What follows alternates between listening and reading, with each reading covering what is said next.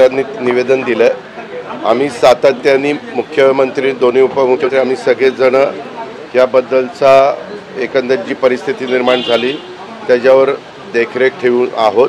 जिथं जिथं ताबडतोब ज्या गोष्टीचे निर्णय घेण्याची गरज असेल तशा प्रकारचे निर्णय पण घेतोय. आता पुण्यामध्ये खडकवासल्याचं पाणी वरची सगळी धरणं सोडल्यामुळं पातळी वाढत चाललेली आहे, परंतु तिथं जिल्हाधिकारी, नंतर PMC कमिशनर आणि बाकीची जी यंत्रणा SDRF, NDRF या सगळ्यांना अलर्ट राहायला सांगितलेलं आहे.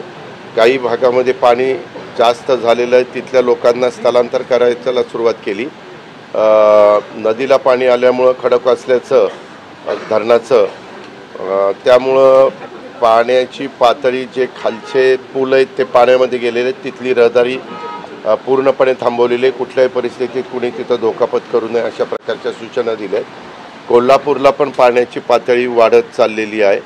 कदाचित धोका पातळी ओलांडण्याची शक्यता आहे आणि त्याच्यावर तिथल्याही सगळ्यांना, म्हणजे जलसंपदा विभाग असेल, रेव्हेन्यू विभाग असेल, पोलीस विभाग असेल, ह्या ज्या ज्या यंत्रणा अशा काळामध्ये राज्य सरकारच्या वतीनं काम करत असतात, महानगरपालिका असतील, त्या सगळ्यांना सतत सूचना देऊन त्यांना कुठली अडचण आली तर ताबडतोब सोडवण्याचं काम केलं जातं. आत्ता पण मी तुमच्याशी बोलून डिझास्टर मॅनेजमेंट ही आपल्या मंत्रालयामध्ये पहिल्या मजल्यावर आहे, तिथंच मी त्या ठिकाणी चाललेलो आहे. सुट्ट्या अनेक ठिकाणी जाहीर केलेल्या आहेत. वसई विरार पण मोठ्या प्रमाणावर पाण्यामध्ये गेलेलं आहे. तिथं काही भाग स्मार्ट रोड वगैरे असा एरिया जो ओळखला जातो, तिथलाही भाग बराचसा पाण्यात गेलेला आहे. जिथं नांदेडमध्ये काही गावांना मध्ये वेढा पडलेला होता, त्यातल्या अक्षरशः त्या गावांच्या लोकांची घरं ही पार पडून गेलेली आहेत. आज लोक तिथं गेलेले आहेत आपलं पुन्हा सामान वगैरे बाहेर काढण्याच्या करता. पण त्याच्या संदर्भामध्ये एकंदरीत सर्वे करून की बाबा ही परिस्थिती कायम राहणार आहे, जर कायम राहणार असेल तर आपण सातत्याने त्या लोकांना धोका येऊ नये म्हणून आपण त्यांचं स्थलांतर करतो आणि अशा सुरक्षित जागी त्यांना शिफ्ट करतो की जेणेकरून पुन्हा अशा प्रकारचा पाऊस झाला तर त्या लोकांना अडचण येता कामा नये. ह्याबद्दलची पण काळजी ही राज्य सरकारकडनं घेतली जाईल. आमचा आपत्ती व्यवस्थापन असेल, मदत पुनर्वसन असेल, हे सगळ्याच यंत्रणा ह्या तत्परतेनं कामं करतायत. काल तुम्हाला माहिती आहे मुंबईमध्ये मोनोरेलच्या बद्दल घटना घडलेली होती आणि त्याच्यात थोडं काय होतं आहे, कधीकधी एखाद्या मोनोरेलची किंवा एखाद्या पब्लिक सर्व्हिस ट्रान्सपोर्टच्या मध्ये काम करणारे ज्या यंत्रणा आहेत त्यांची कॅपॅसिटी नसताना जास्त लोक बसल्यानंतर अडचणी निर्माण होतात, जी काल मोनोरेलच्या बाबतीमध्ये झाली. पण आता सकाळपासून मोनोरेल व्यवस्थित त्या ठिकाणी सुरू झालेली आहे. माझं नागरिकांना पण आव्हान आहे की अफवांच्यावर विश्वास ठेवू नका, घाबरून जाऊ नका आणि साधारण त्या बसची, त्या मोनोरेलची, त्या वाहनाची जेवढी कॅपॅसिटी आहे तेवढीच साधारण बसली किंवा काही ठिकाणी आपल्याला नावा पण करावं लागतात, बोटी कराव्या लागतात. त्या बोटीमध्ये पण असणारी कॅपॅसिटी लक्षात घेऊन तेवढेच लोक जर बसले तर त्यांना सुरक्षित ठिकाणी आणता येईल, परत दुसरी ट्रिप करता येईल, तिसरी ट्रिप करता येईल. थोडंसं हे नैसर्गिक संकट आहे, त्याच्यामुळे हे नैसर्गिक संकटावर मात करण्याच्या करता अडचणीत असणाऱ्या आपल्या नागरिकांना बाहेर काढण्याच्या करता, सुरक्षित स्थळी नेण्याच्या करता जी काही खबरदारी घ्यायला पाहिजे त्याकरता रात्रंदिवस सगळेजण राबतायत. कुठेही दुर्लक्ष होता कामा नये ह्याबद्दलची काळजी आमचं सरकार घेतं आहे, सरकारी यंत्रणा घेते आणि त्याच्यामध्ये नागरिकांनी पण सहकार्य करावं असं माझं आव्हान आहे. विरोधकांकडनं कुठेतरी मोनोरेल संदर्भात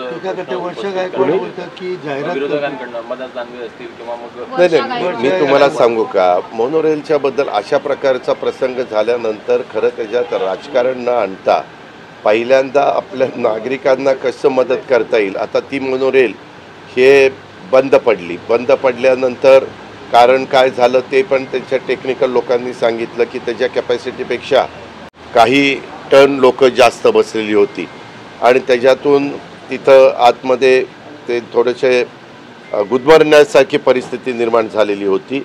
अर्थात त्याच्यातनं एक काच फोडल्यानंतर 3 ठिकाणी शिड्या लावण्यात आल्या आणि त्याच्यातून मग लोकांना बाहेर काढलं. थोडासा वेळ लागला, परंतु पहिल्यांदा जे अतिशय घाबरून गेलेले होते त्यांना बाहेर काढण्याचा प्रयत्न केला. त्यामध्ये देखील आम्ही सगळेजण लक्ष ठेवून होतो, यंत्रणा तिथं होती. आणि अशा वेळेस जे काही संकट आले हे मुद्दाम कुणी केले का? जास्त लोक बसल्यामुळं ते झालं आणि त्याच्यानंतर पुन्हा पूर्ववत मोनोरेल सुरू पण करण्यात आली. नागरिकांना सातत्याने आव्हान गेले 2 दिवस पत्रकार मित्रांनो, तुम्ही पण तुमच्या वेगवेगळ्या चॅनलला दाखवताय, रेड अलर्ट आहे. ज्या भागात रेड अलर्ट आहे त्यात पालघर असेल, रत्नागिरी, ठाणे, मुंबई उपनगर, तुमचं रत्नागिरी, रायगड, पालघर, ठाणे आणि मुंबई उपनगर ह्या भागात आणि घाटमाथे, सातारा घाटमाथा, पुणे घाटमाथा, कोल्हापूर घाटमाथा, ह्या वेगवेगळ्या घाटमाथ्यावर अशा पद्धतीनं इथं पाऊस सह्याद्रीच्या या दऱ्याखोऱ्यात जास्तीचा पडतोय आणि तिथं काळजी घ्यावी. आणि मुंबईत तर आपण गेले 2 दिवस आवाहन करतोय. काल पण मुंबई महानगरपालिकेने सुट्टी दिलेली होती, शाळांना सुट्टी दिलेली आहे की बाबा ज्यांना खूपच गरज आहे, तातडी बाहेर पडल्याशिवाय गत्यंतर नाही, त्यांचं असं काहीतरी काम आहे, तेवढ्यांनीच बाहेर पडावं, बाकीच्यांनी घरात सुरक्षित राहावं, अशा प्रकारचं आव्हान हे सातत्याने आम्ही लोक करतोय आणि त्याला प्रतिसाद दिला पाहिजे. अर्थात आम्ही आव्हान कशावरनं करतो? आम्ही वेदर रिपोर्ट घेतो. हवामान खातं सांगतोय 3 दिवस रेड अलर्ट मुंबई आणि मुंबईच्या परिसरात आणि महाराष्ट्रातल्या काही भागामध्ये राहणार आहे. आता ते झाल्यानंतर त्याचा अंदाज घेऊनच आपण पुढची कारवाई करतो. उद्याच्याला आपण त्यांनी रेड अलर्ट जाहीर केल्यानंतर आपण जर नाही लोकांना आव्हान केलं आणि परत काही झालं, बघा हवामान खात्याने रेड अलर्ट सांगितलं देखील सरकारनं दुर्लक्ष केलं. बरं, दुसरी पंचायत अशी पण असते, रेड अलर्ट हवामान खात्याने जाहीर केलं कमी दाबाचा पट्टा तयार झाल्यावर आणि यदा कदाचित ते रेड अलर्टचा ऑरेंज झालं, ऑरेंजचा येलो झाला, तर बघा यांनी आव्हान केलं आणि काहीच पाऊस नाही झाला. ते थोडंसं अशा नैसर्गिक संकटाच्या वेळेस माझं आव्हान आहे, हे राजकारण करण्याची वेळ नाही आहे. त्याच्यामध्ये अनेक राज्य सरकारा आली गेली, प्रत्येकजण आपापल्या कारकिर्दीमध्ये काम करत असतं, पण त्याच्यामध्ये जे काही आता काहींनी वक्तव्य केली, काळजी घेण्याचं काम आता मध्ये तुम्हाला माहिती आहे लोकलमधले काही लोक खाली पडले म्हणून आता आपण लोकलला AC मध्ये रूपांतर करून त्याला दरवाजे करतोय ना. आपली हीच भूमिका आहे. आता आपल्या इथं बहुतेक ठिकाणी ह्या रेल्वे, मेट्रो, लोकल ह्या सगळ्या इलेक्ट्रिकवर चालतात. मागे काही वर्षापूर्वी आपल्या इथं डब्यावर काही लोक चढायचे. आता परवा पण एक व्यक्ती कारण नसताना तिथं चढली, त्याच्यामध्ये त्याला शॉक बसला आणि तो मृत्युमुखी पडला. म्हणजे कुठंतरी उत्साहाच्या भरामध्ये हे जे काही असले प्रकार काही जण करण्याचा प्रयत्न करतात, ते स्वतःचा जीव पण गमावतात.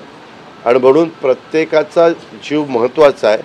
त्याकरता जेवढं काही करता येणं शक्य आहे आणि सुरक्षितता देणं. आता काल मोनोरेल इथे असतो, मोनोरेलचे दरवाजे बंद होतात, परंतु आज आतमध्ये एवढी लोक की चला आपण घरी लवकर गेलं पाहिजे. तुमच्या चॅनलचे पण काही सहकारी त्याच्यामध्ये होते, मला वाटतं सागर का काय, ते त्याच्यामध्ये होते. आता प्रत्येकाला घरी जाण्याची पण घाई असते, परंतु त्याची जर कॅपॅसिटी 500 लोकांची असेल आणि 650 पर्यंत लोक जर आतमध्ये बसली तर कुठंतरी वेगळी परिस्थिती निर्माण होणार, जी काल झाली ती. असं घडू नये, कुणी घाबरून जाऊ नये, कुणालाही असुरक्षित वाटणार नाही ह्याबद्दलची काळजी महायुतीचं सरकार घेतं आहे, आम्ही सगळेजण घेतो आहे. आज दुपारी पण मी पुण्याला जाणार आहे, कदाचित मुख्यमंत्री पण पुण्याला येतील. पुण्यामध्ये देखील वरसगाव पानशेत, खडकवासला, टेमघर, चास कमान, तिकडं बाडगर, वीर, निरा देवघर, गुंजवणी ही सगळी धरणं भरलेली आहेत. कुकडीच्या 5 धरणामध्ये काही पाणी इतकं म्हणावाचं नाही.